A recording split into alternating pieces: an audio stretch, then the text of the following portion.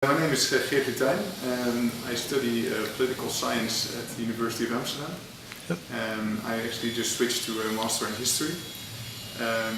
I set up NGO Linking Europe, which is an NGO, a non-governmental organization that organizes youth exchanges in Europe. And Hitchin Europe is basically one of the youth exchanges we do, which is an exchange to another by means of hitch-hiking, autostop from the Netherlands to Bulgaria, all the way through Europe. My name is Thomas de Bel. I'm 23 years old and I study informatics in the University of Nijmegen in the Netherlands. Mm-hmm. I am Sjeerd Hoeimakers. I'm 23 years old as well. I actually just finished studying econometrics in Tilburg in the Netherlands as well. And yeah. Your team is? Toshi, kind of sounds original, but it's actually just our first name. It's our first three letters. Yeah. So about the competition that is ending now, Mm-hmm. How many teams are there? How did you organize it? How is it going so far? Yeah, this year there are three teams. The three teams are all of two people, and they start in Utrecht in the Netherlands at the central train station. And from there they have 10 days to visit as many countries as possible, to meet as many people as possible and to gather interesting stories along the way. And how is it going so far? I think it's pretty well. We have the first team is here, and the other two teams are pretty close. They're both getting from Serbia to Plovdiv. So I think it's great. I saw some great stories already on the way, and the coming day we will also be working out the rest of the stories and trying to publish them online. How did you find about this competition? How did you decide? Well, he did. Someone posted it on Facebook. I saw it, and we already planned on hitchhiking this summer somewhere. And then I saw this competition. I was, hey, maybe can make it a bit more official and put something extra into it with this. It adds something. Yeah. Just hitchhiking somewhere, it's more fun if you do it with a little bit of competition. Is this the first year for that competition, the hitchhiking competition? No, it's actually the second year.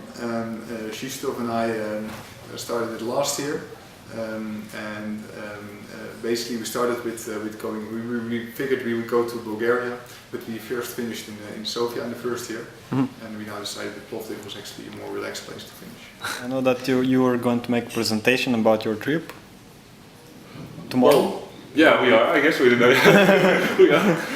we have a lot. We actually also wrote some blogs on what we have been through, and there's quite so many nice stories. We had 33 rides in total, and every ride, of course, is his own story and things in between. So we had, like we said, very different people, very different cars and stuff. So I guess there's enough to talk about. We just, we guess we. Yeah, there's a lot on the internet right now.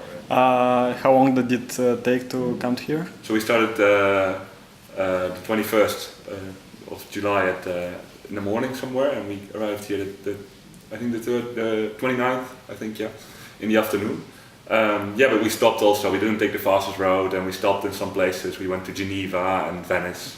We stopped there, so it wasn't really a race, of course, so we saw a lot of things. How did you connect to the Plovdiv 2019 Foundation, and how do you support it? I met somebody who was working or who wasn't working at the time, but is now working for the organization, and she explained me that what they were doing in Plovdiv. How do you find the city personally? You've been here before. Now you're like 2 or 3 days already here. How do you find the city? What's your impressions from the? I think it's great. It's definitely it's more cultural than other cities in Bulgaria, and it's a bit more alternative, I'd say. Also, I mean, it's just the vibe of the people around here that is a bit different, and it's relaxed, but at the same time it's also lively. So it's a great combination.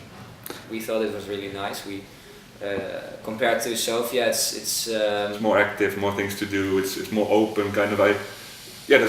I think even the center seemed bigger than that of Sofia. In Sofia, you just found one big boulevard, and it was just a lot of shops. And for the rest, it was cars everywhere, big chaos. But here, it's nice. And yesterday, the second day we were here, we just did some non-cultural stuff to relax a bit. But we also looked around. We did some trips.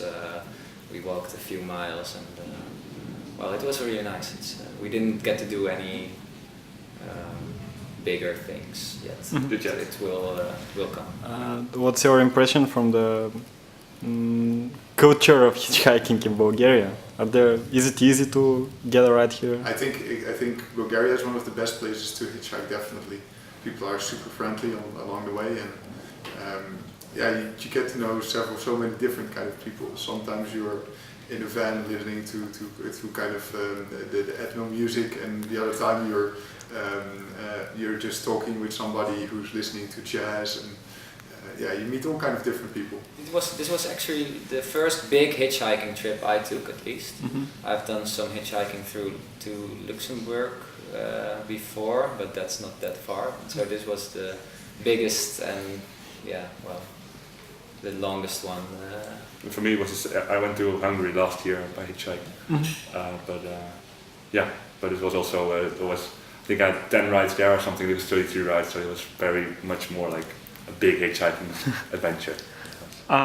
What can you say to people who are worried to travel by hitchhiking, or not only to Bulgarians in Bulgaria, but to Bulgarians who want to go around Europe and are worried about things like language barriers and things like that? The funny thing is, almost anyone you ask for a ride, first of all, replies nicely, and they always want to help. Often they don't have place. There are some people who might ignore you, and that's the worst thing that can happen in some way. That's their problem. Yeah, that's only like 5% of people or something. And most people want to help. And for me, I'm thinking, the other problem is that you can't actually plan where are you going to go tonight. I mean, you're not sure that you'll be in Belgrade or Niš in the night, and you can plan your hostels or the place where you sleep. How do you manage that? Yeah, well, we made a lot of use of our mobile phones just to. There are some sites which make it really easy to get a hotel in maybe 2 or 3 minutes. But we also did sleep along.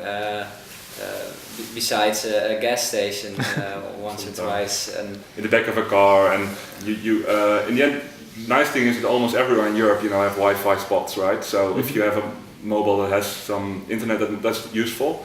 Otherwise, you can also ask around in the city, and if you have a mobile phone with Wi-Fi, if you arrive in a city, you can just right away check out booking.com or something and just find a nice room. It's pretty cheap.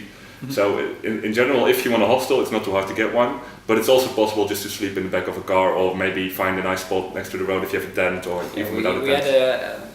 One time we slept in some foresty area, and it was really nice. We were woken up by the sun, and we had a good night's sleep, and it was all fine. You can also, if you don't like to really sleep out in the open, you can also bring a tent.